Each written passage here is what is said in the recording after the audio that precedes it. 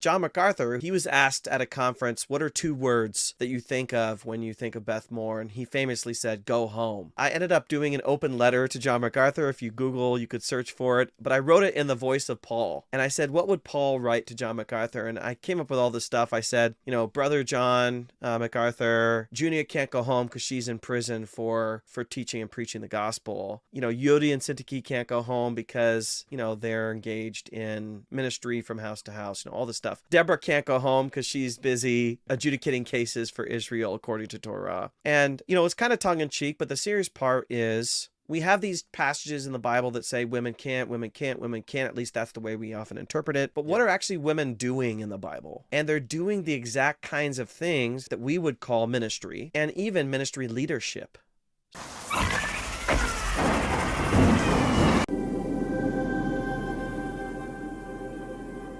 Hello everyone, this is what your pastor didn't tell you. Today I have Dr. Nijay Gupta on. We're going to be talking about the topic of women in ministry, egalitarianism and complementarianism. Can women be pastors and all that kind of fun stuff. How are you doing today, Dr. Gupta? I'm doing well. I live in Oregon. We had some crazy weather last couple weeks, but it's clearing up now. So I'm getting back in my routines. Awesome. Very cool.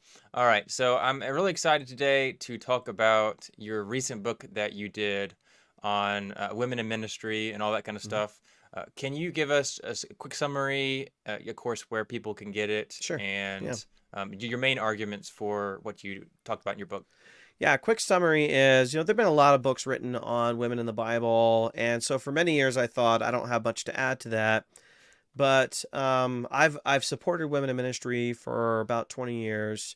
And one of the kind of things that kind of pushed me in the direction of wanting to write on this was actually something that happened to Beth Moore, who's a popular Christian Bible teacher, and John MacArthur, who's a well-known Christian pastor. He was asked at a conference, what are two words that you think of when you think of Beth Moore? And he famously said, go home. And I think he was saying, stop making trouble for Southern Baptists, stop making trouble. But he also was, I think, saying the home is the place for women and church leadership, preaching, teaching in the church should be for men. And that really got me thinking a lot about what are the women in the Bible doing and where are they? Yeah. And I ended up doing an open letter to John MacArthur. If you Google, you could search for it. But I wrote it in the voice of Paul. And I said, what would Paul write to John MacArthur? And I came up with all this stuff. I said, brother John MacArthur, I'm sorry, but Phoebe can't go home because she's carrying my letter to Rome. Junia can't go home because she's in prison for teaching and preaching the gospel. Yodi and Syntyche can't go home because, they're engaged in ministry from house to house, all this stuff. Deborah can't go home because she's busy, adjudicating cases for Israel according to Torah. And, it's kind of tongue in cheek, but the serious part is we have these passages in the Bible that say women can't, women can't, women can't. At least that's the way we often interpret it. But what are actually women doing in the Bible? And they're doing the exact kinds of things, that's my argument, that we would call ministry and even ministry leadership. So, for example, Junia, I argue, is a woman. She has been in prison for her ministry of the gospel, and she's called an apostle. At least that's my argument. I think, to me, that's a pretty strong case for that. What's she doing as an apostle? You have Phoebe, who's a deacon. I translate this ministry provider, which is a leadership title, or else Paul wouldn't really have mentioned that unless it was a leadership title. And there are a lot, you have Deborah, who she's not in the New Testament, but in the Old Testament, she is, for all intents and purposes, Israel's sole leader. And she's a leader judicially. She's a leader in some ways legislatively, but she's also a leader spiritually because it says she's a prophet. She's the only judge that's actually also called a prophet. So what I want to do is take the conversation away from just saying, what are the don'ts? Because usually we talk about the don'ts. And I do talk about that in my book. But I really want to talk about is what are they doing? And one of my taglines I use when I talk about this is we sit around saying, what can women do or not do? But when we read the Bible, they're out there doing everything. And I really challenge listeners to say, read my book, read the New Testament, read the Bible, and say, um, do you or do you not agree women are found in the wrong places when it comes to our boxes sometimes for where they should be? I'm always surprised, often surprised, that women are in some of the places they are in the New Testament, and it inspires me towards reimagining that for today. Mm-hmm. Right. Yeah. All right. So I appreciate that, and everybody should definitely go check that out. So the today I want to talk about something that people rarely ever talk about, Mm-hmm. which, as you've said, these church leaders that were women, which is like the craziest thing I never would have guessed before ever even looking into this topic. The typical churchgoer has no idea, as you talked about in the book, and maybe even you yourself did. So, anyways, today that's what I want to talk about, and but before we do that, I realize that there's a lot of uh, maybe questions people will have, or will be like, well, of course these people can't be leaders, they can't be teachers because of certain passages like in Timothy or in Ephesians. So I first want to get those quickly out of the way, and then we will um, go into something more not talked about, like these church leaders.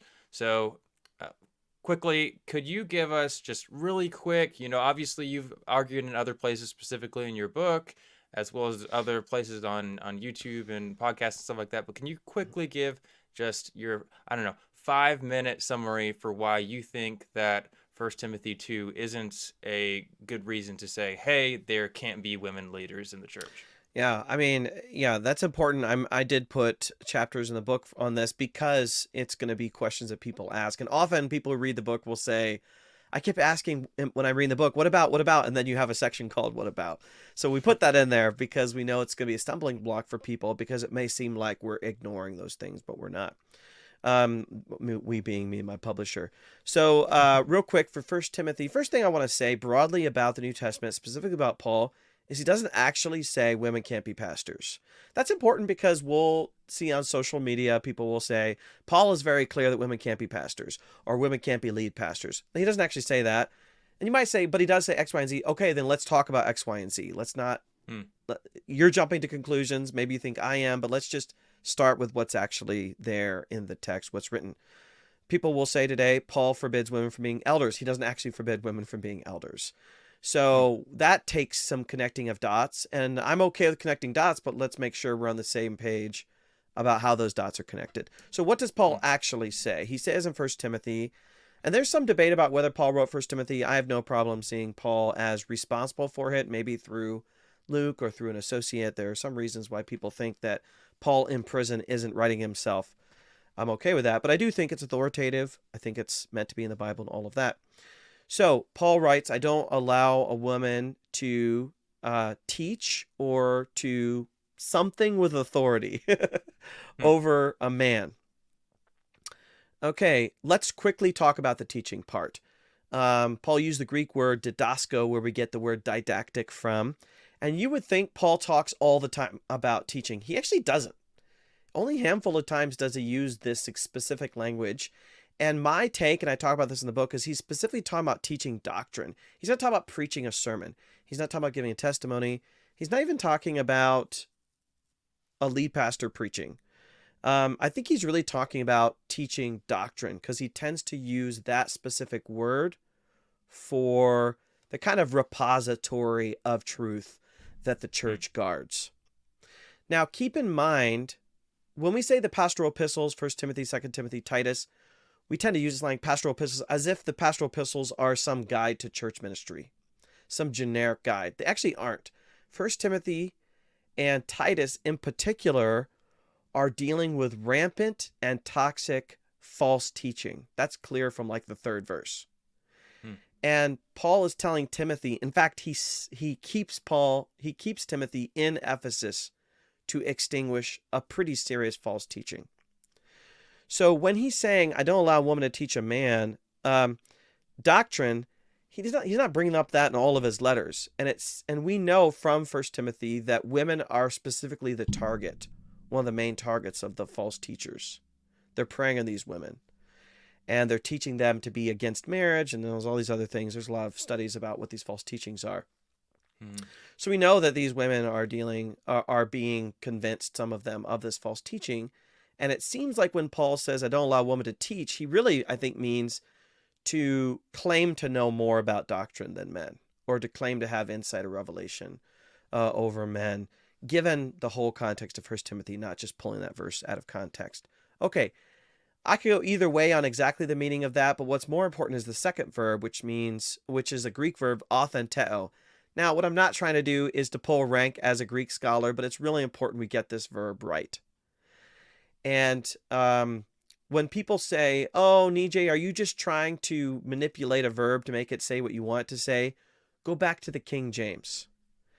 Because the King James actually says, I don't allow a woman to usurp authority over a man. So it's treated as a negative verb.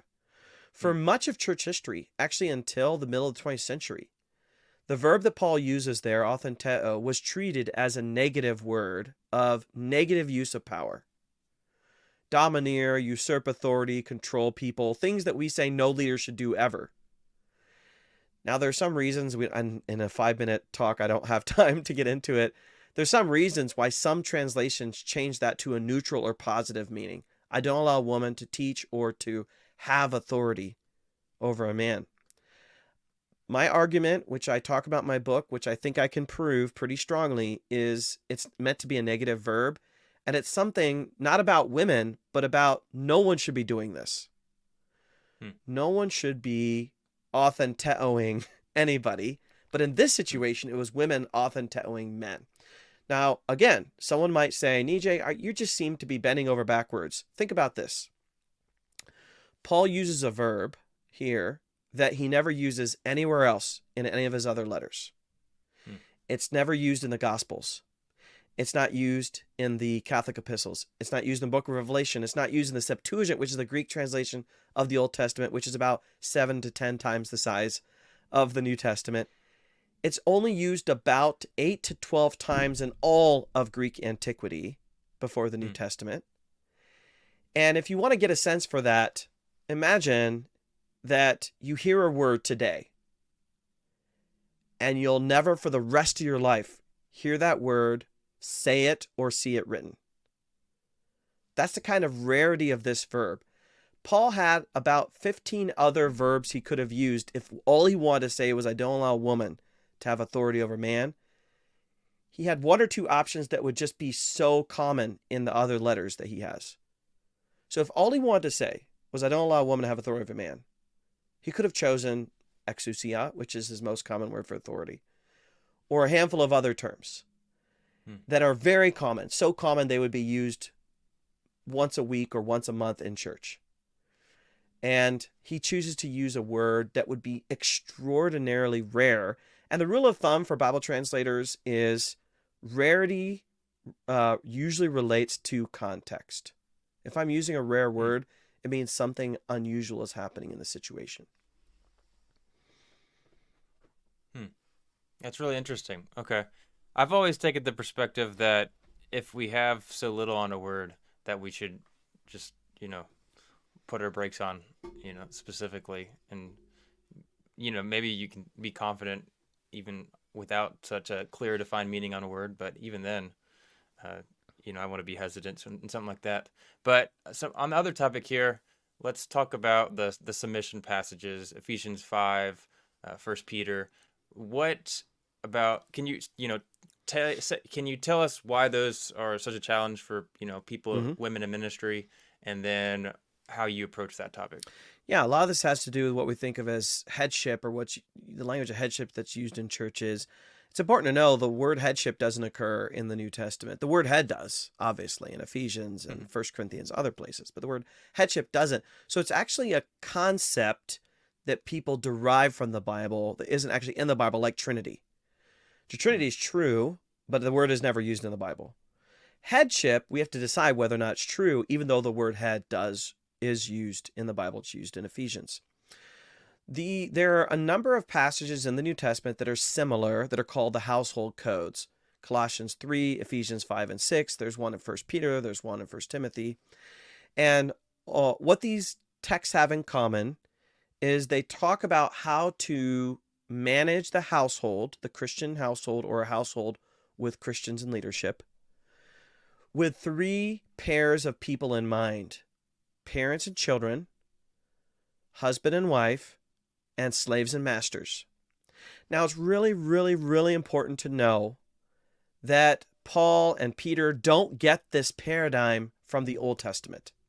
And they don't get this paradigm from Jesus. They actually get it from Roman political ideology.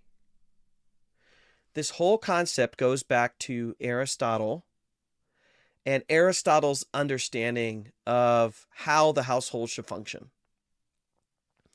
And what I think is happening is that Christians are receiving this household order and they're trying to Christianize it, but it doesn't necessarily reflect the ideals of the true kingdom of God. How do we know that?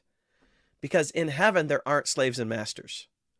So we have to be careful how we utilize these household codes. And this goes back to like a fundamental of biblical interpretation.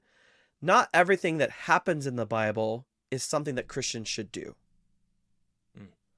Now, I'm not trying to get out of saying that we should obey the Bible. We should, but there are things related to violence. There are things related to judgmental speech that we just say we just shouldn't do some of those things, right? So we have to understand that when it comes to the household codes, we need to be discerning about how we actually apply this to the Christian life, or else we might inadvertently justify slavery. If we say the household codes, because it talks about Jesus Christ, are the paradigm for the Christian life, then we really shouldn't necessarily have had abolition. It might not be exactly the same with husbands and wives, but I am curious about that, and that was a big part of my book. So what's happening in the household codes? You have a situation where Paul or Peter is saying, wives, submit to your husbands, and husbands, treat your wives well. Now, this broadly reflects a patriarchal culture, right? And the Roman world is patriarchal. And my take and my argument is earliest Christianity was trying to get their movement established, and they didn't want to change everything overnight, right? They didn't just immediately say, we're just going to change it all. They weren't given the full vision of Christian equality, Christian unity, and all of that, or else why did it take so long for Christians to advocate for slavery? So they're basically saying, let's keep basic structures the same, but let's infuse it with the DNA of Jesus Christ. Now, the structure of the household, you can't think of a household as 2 parents, a cat, and 2.5 kids. You have to think of the household as the one that they're talking about in the household codes as like a small business. Because if I'm just a typical head of household, pater familias, with a real house, and I don't live in an apartment, and I fit this paradigm that's being used, I might have slaves. I might have, let's say, 10 slaves, 5 to 10 slaves. I might have some low-wage workers that work for me, right? That do gardening, that fix up some things. I have these things called clients, and they're kind of like friends that want my help. So they hang out and try to get my help, and they owe me favors. And then my relatives, and it may be my brother lives with me, or my sister, or my aunt, or whatever. So you might have 30 people that are under the umbrella of your household. So the household codes are thinking about the house as like a small business, and the small business needs organization. It can't be a free-for-all. And so what the household code is trying to do from a Roman ideological, political standpoint is it needs to be well organized, and we organize it under the legal father of the house, the pater familias. Christians were saying, we're just going to go with that because that's the system we have. And we're going to infuse it with Jesus Christ. So even the language of submission, it doesn't mean give up all of your autonomy. It doesn't mean let the person walk all over you. It means organize yourself under that person. It literally means organize yourself under that person, like a soldier listening to their general. But if the general tells you to do something mutinous, right? Rome would say, don't listen, right? There are actually limitations to submission. And Paul would say, if that if your master, if your head of household asks you, for a slave, your master, but for a wife, your head of household tells you to do something sinful, don't do it, right? That would be pretty obvious from the fruit of the Spirit. Um, so you have this pattern, but what I find really interesting is the pattern is not perfect for every family. Not all families had children. Not all families had slaves. Not all families had wives. And this is really important. Not all families had husbands. So because of war, because of disease, because men were often out in public when women were in private, men contracted disease more commonly than women because they're out sleeping around and they're out, hanging out, getting a beer and all that. And so they're just in contact with more people, a wider exposure to people, and they're out in war. So you had men die quite a lot. And so we have the sense, and I have some statistics in my book, that about 20% of households had no men in the house. No adult men who could be the legal head of household. So in Roman law, that power shifts to the wife, and she's actually the mater familias or domina. She's the lord of the house. And then in the household structure of Roman ideology, she actually has all the privileges and almost all the privileges and powers that the man would have. What does that mean for these household codes in the New Testament? Well, if the household codes are based on Roman social ideology, that's just a fact. Nobody disputes that. Then you're going to have these households. There's some statistics, and I have this in my book, that say that 1 out of every household in the Roman world had a female, 1 out of 4 had a female head of household. In that case, she is the master of the slaves, legally.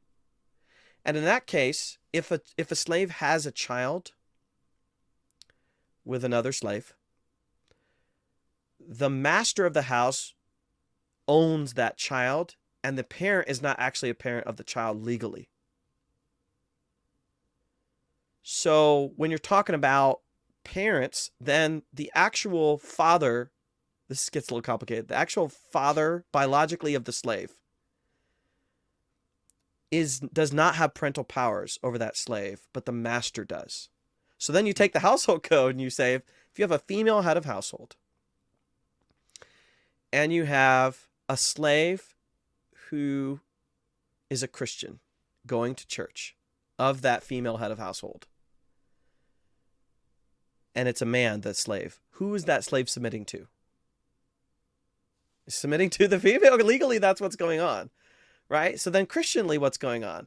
I want to make a little more complex the way people conceive of these things, because what we're witnessing with the household codes is not universal teaching in the Bible. It's not like this is for all, or else we're going to have some serious problems with slavery. It's actually an accommodation to culture, and we have to understand what part of that relates to us. We naturally do that with slavery. We say that doesn't relate to us. But how come we don't do that with the gendered part? Because we've been taught certain things about gender. We have to start with one of the fundamentals of early Christianity, that all people in Christ's view are equal, right? Now, everybody has giftings, right? That's normal. I'm really good at language, but I'm like terrible at math. Like, we all have giftings, right? But this idea that, for example, my wife the buck should stop with me and not my wife because I have male biological parts doesn't make sense with the fact that, number one, she's older than me, my wife. Number two, she's smarter than me. I have no common sense. She has all the common sense. Now, you might say, Nijay, you need to grow. I'm trying. But it makes all the sense in the world that the buck shouldn't have to stop with me. The early Christians were very tuned into this and said, it seems good to us in the Holy Spirit. Let's check in with the Holy Spirit with who has what gifts, who's the best at this, right? And so what I think is happening in the household codes is Christians are playing ball with the societal structures, and they are subtly and subversively infusing Jesus Christ into it, saying, let's keep your job, he says in 1 Corinthians, keep the things the same, let's make it Christian. Let's put Jesus into it and see how that will transform relationships. Hmm. Wow, that's really fascinating. Thank you for that. Okay, so as you argued in your book that in the ancient culture outside of the Bible, they were very, I guess, misogynistic, I guess you could Yes. say, in some ways or always. We'll talk about that. Um, can you talk about, um, how they saw women as less than? Like, what would be the typical view, I guess, the stereotypical view of women back in this time period? Yeah, we have lots of evidence for this, from things like graffiti to famous writers from the ancient world to even laws. Just being sexist, misogynist. So real basic things like women couldn't vote, women couldn't hold office, women couldn't fight in the military. Um, for a man, the whole point of growing up as a child was to become an adult so that you could fight in war, run for office, and reflect Romanness. I mean, those were the three most important. Everything before you were an adult was preparing you for that, and women couldn't do any of those things. They couldn't really officially be reflect Romanness, because Romanness was about manliness, right? Virility, strength, which was stereotypically reflective of men. They couldn't participate in civic office. They couldn't fight in war. And so women, at least on paper, were there to support men. And there were a lot of stereotypes about women, that they were conniving. They were always trying to like cheat you out of something. They're trying to get you in bed. They were, had loose morals. They were weak-willed. They could be easily manipulated.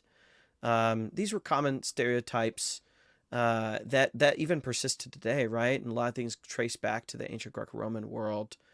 And we see this in all kinds of fables and legends from the Greco-Roman world. But we also see this in the emperor. The emperor was a man, and his wife was expected to be charming, sweet, beautiful, humble, things that would be stereotypes and Hmm. virtues for women that weren't necessarily virtues for men. Hmm. Interesting. Okay. But there were exceptions though, right? It wasn't completely, hey, women are terrible. There were times where women had some kind of authority. Could you talk about that? Yeah, and this was really fascinating. I learned a lot as I was researching for this book. Scholars often talk about Roman patriarchy, which is true, but they're actually missing a word in there. It should be labeled Roman class patriarchy. Hmm. So Rome, I often talk about Rome having a two-dimensional grid of power. It's actually more than that. We'll talk about that in a moment. But the two dimensions are, in terms of who has power.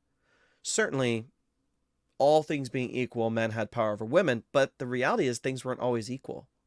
Hmm. Once you have a class system with upper class men like the senatorial class and lower class men, they get married, and now you have upper class women. And then what happens when their husband dies? Then you have this woman who now has the prestige of her family name, her household, Hmm. and she starts to attract attention, and she has money at her disposal. Well, then you got people starting to honor and respect those women for their position. So Hmm. like the first lady kind of thing, like United States, the first lady doesn't have Yeah. functional operation in the White House. She's not voting on war. She's not part of the Senate, but she clearly is extremely important, and she can actually be pivotal in the presidency with influence, with clothing style, with showing up at certain events, with being kind of ambassadorial sort of things. Same thing with the emperor's wife. She was given this almost divine-like status. Especially Augustus's wife, Livia, was given this almost angelic status. So class made a big deal. And if I'm a low-class man walking down the street, and an upper-class woman comes down the street the other way, I would be expected to give way to her. She is more important societally than I am. Hmm.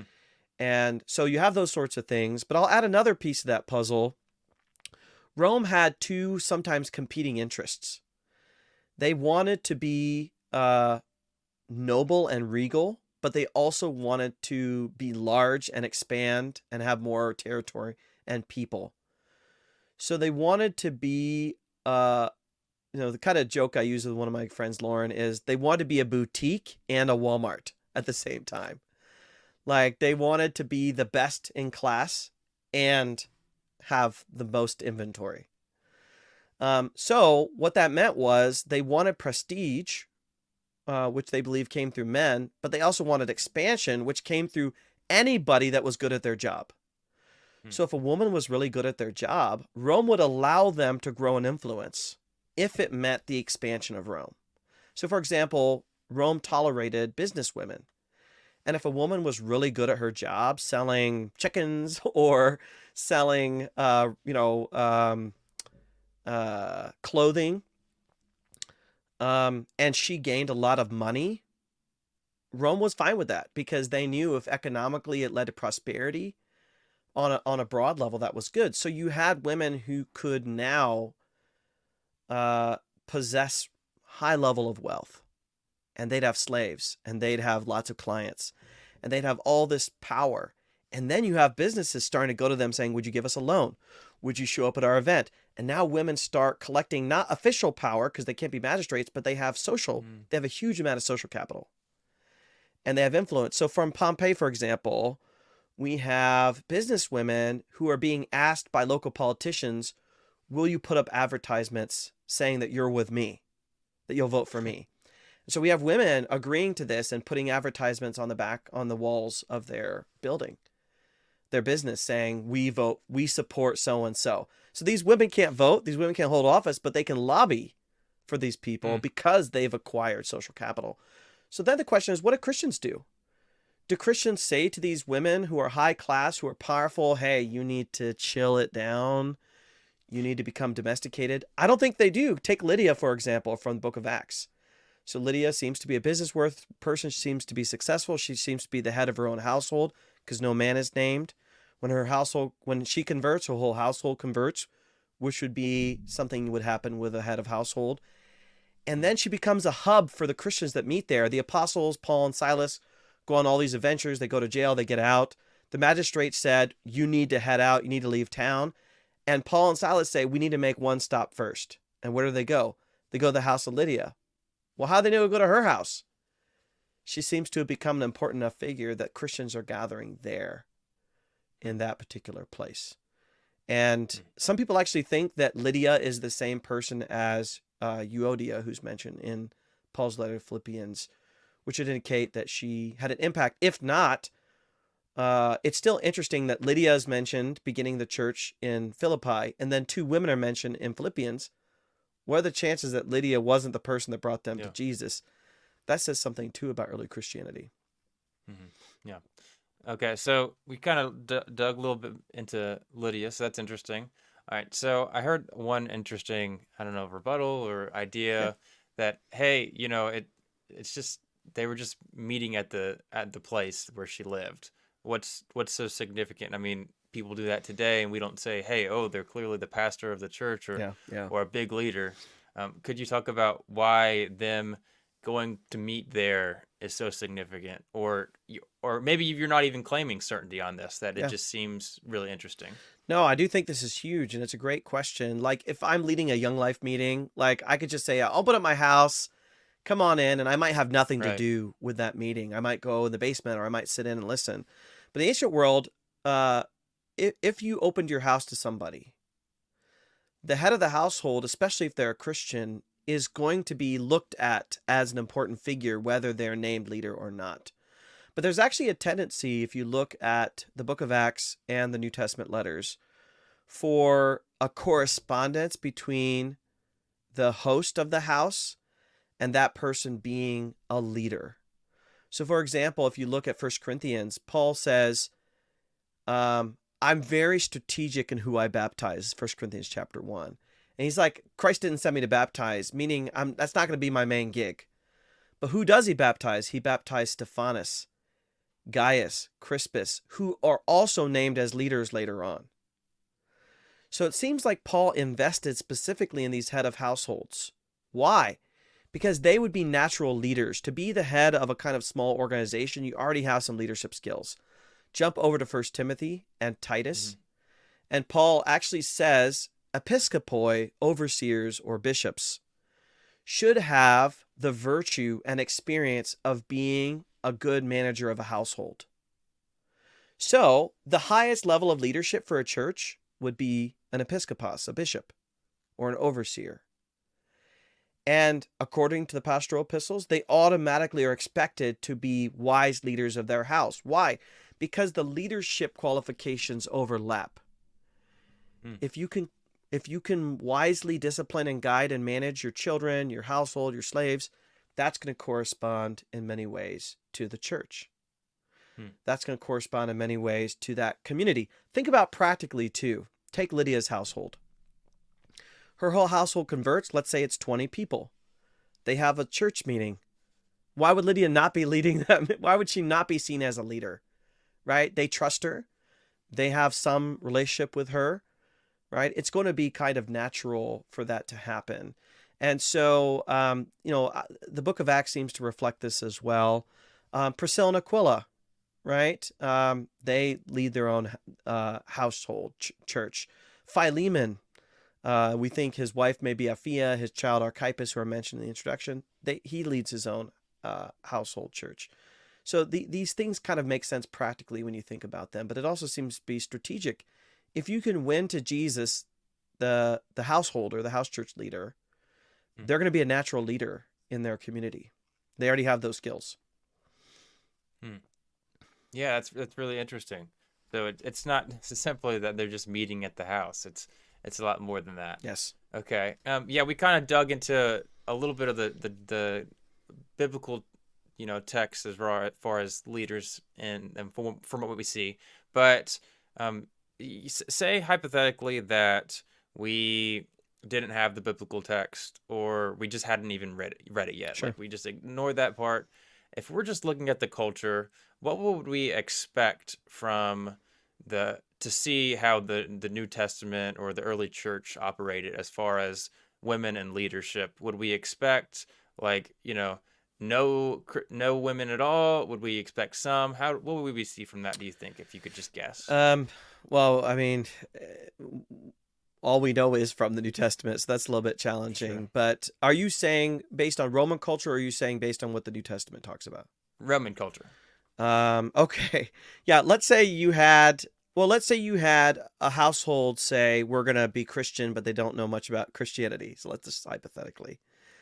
That's a good question. I've never been asked this question. What would the church look like? I mean, the word that comes to mind is stratification. So stratification means we put people into boxes according to their demographic, right? So if you're a woman, you're put in a certain box. If you're a man, you're put in a certain box. If you have Roman citizenship or Romanness, which means you do everything you can to kind of fit into Roman society, that's in a certain box.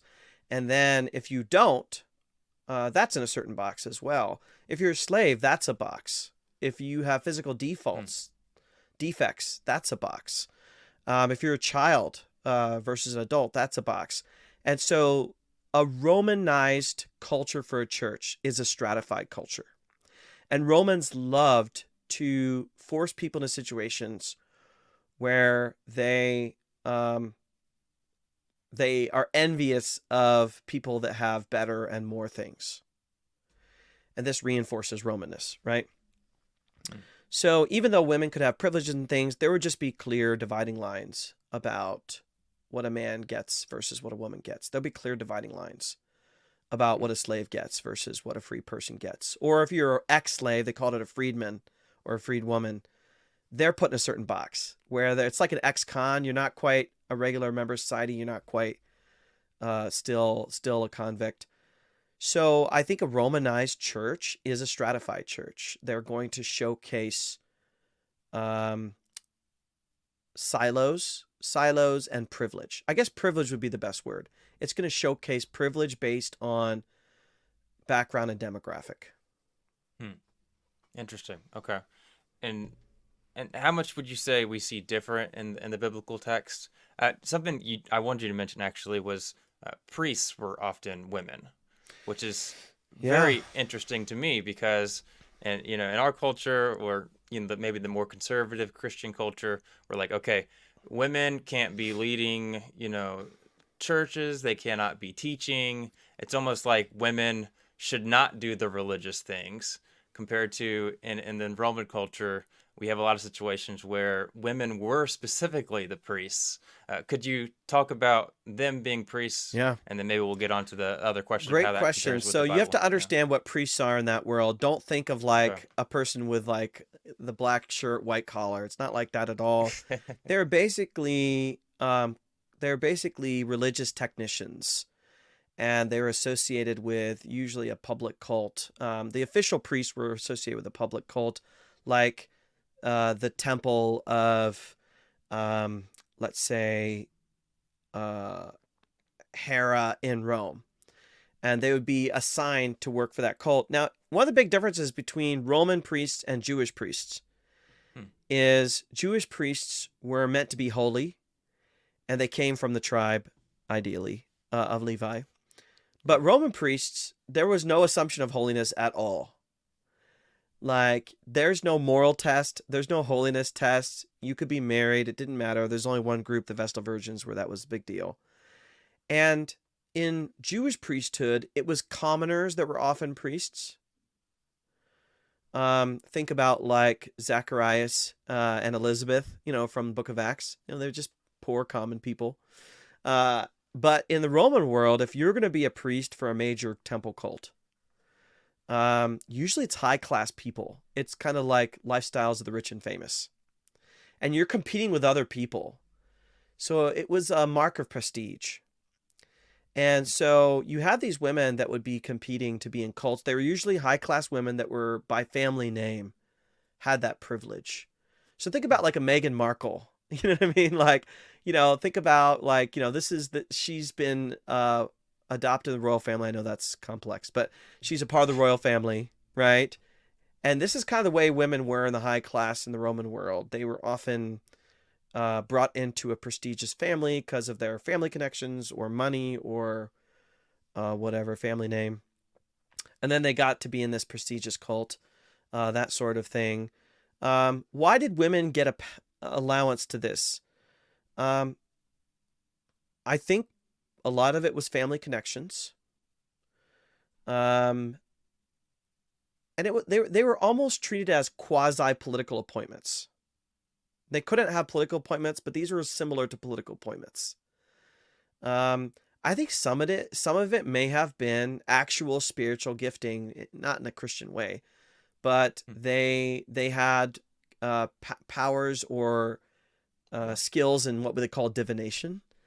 So, for example, the famous Oracle of Delphi. This is a Greek prophet. You would go to this kind of weird cave-like area, and you would talk to this person that was imbued with the power of the gods to be able to predict things.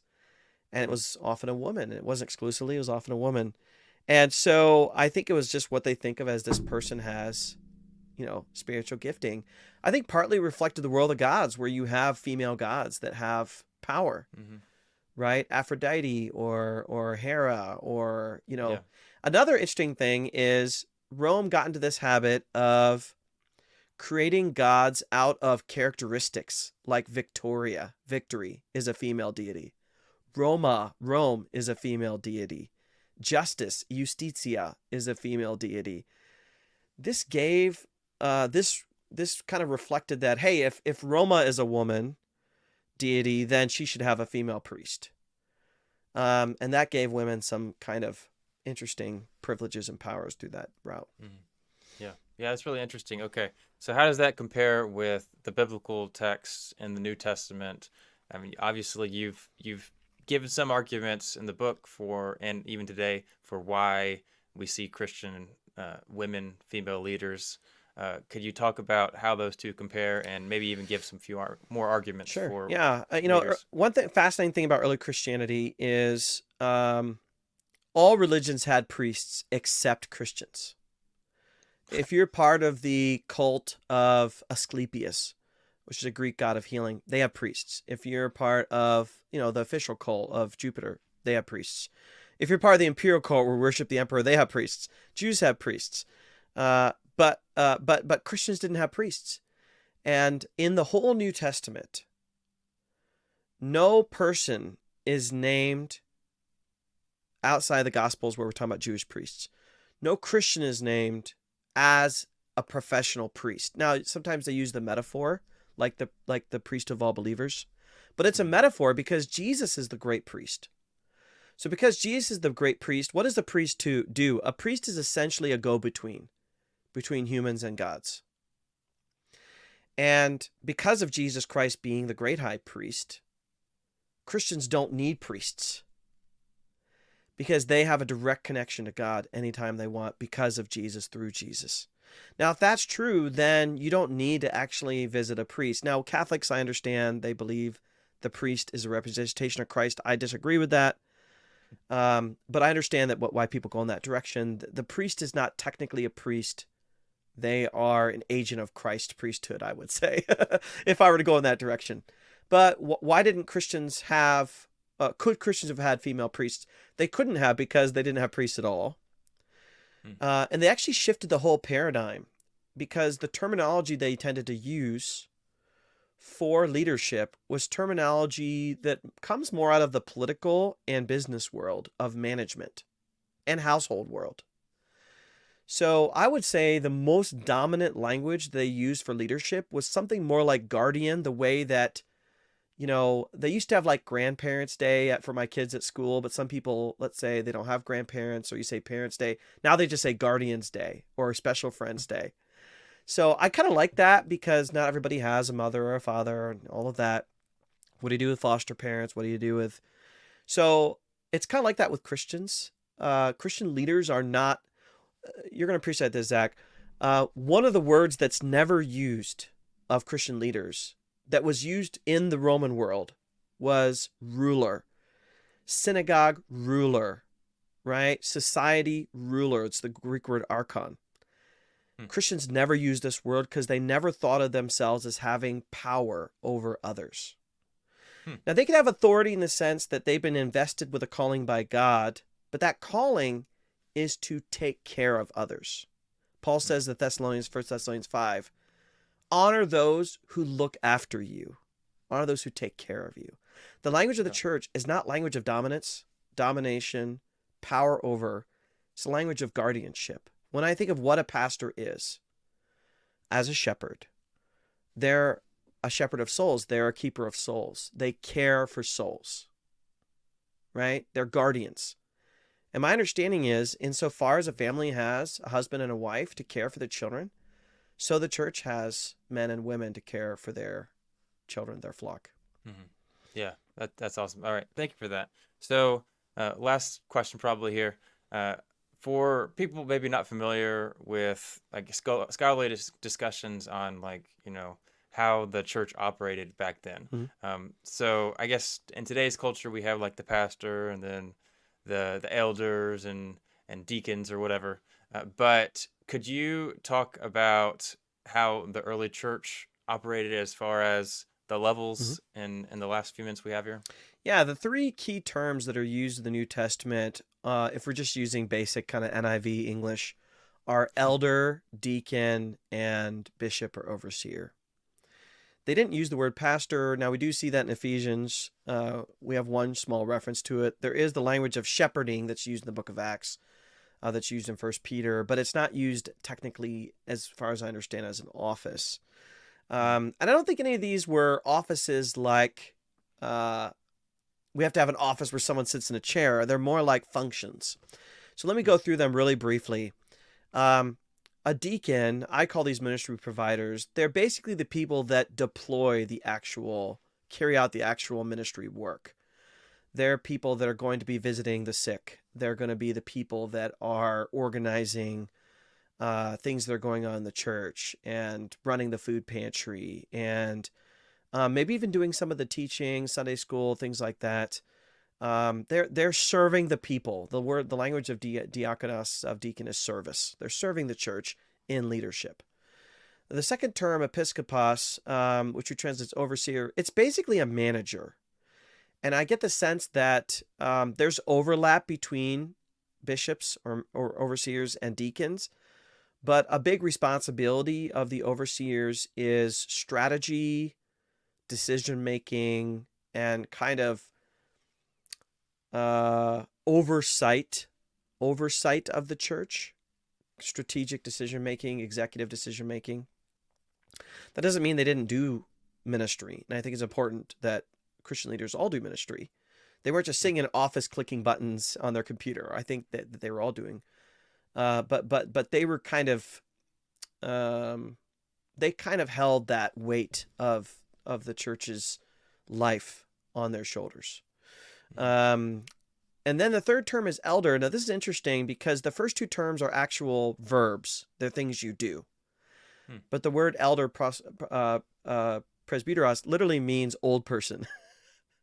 And I think the idea is these are the mature people in the church that are responsible for the church. This goes back to old village days. Think about the old ancient village. And some like 12-year-old boy is playing by the river and falls in. And the current's carrying them away. And people yell, help, help, help. Who's going to run and help? They're going to be the tribal elders who feel the weight of responsibility for the people in that church, for the people in that community.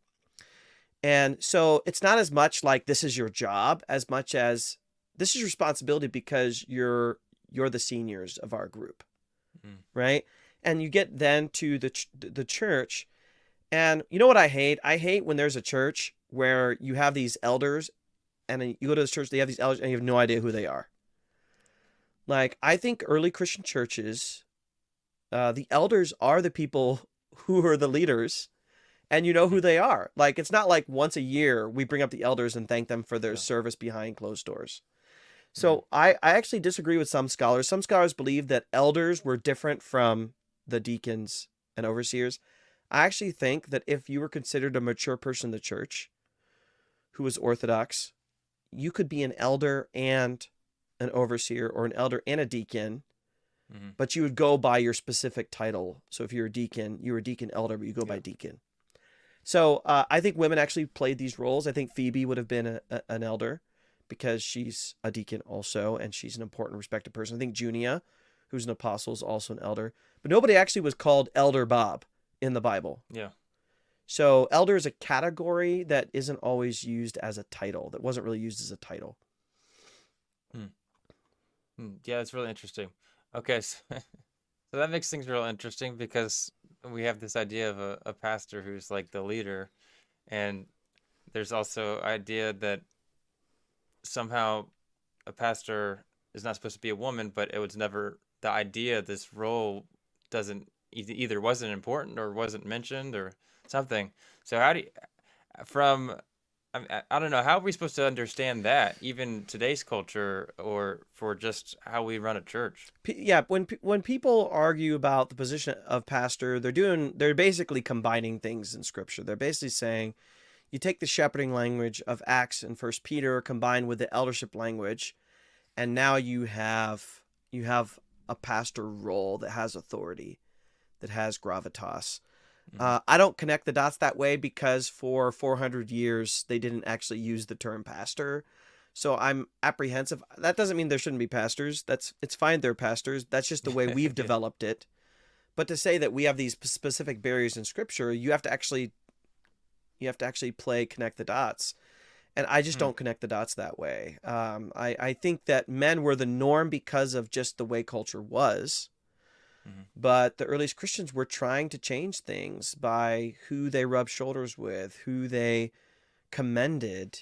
We didn't have a chance to talk about Romans 16, but Paul commends a number of women in that list who are clearly leaders and are traveling for ministry.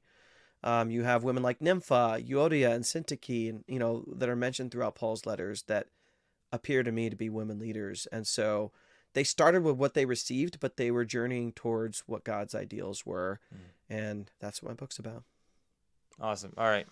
Can you give us, where can we get the book, and You're also working on something new, or Yes, I'll mention that. Yeah. So you can bet the book anywhere. I point people to Amazon because I know people like to look at reviews. They have a couple hundred reviews on there.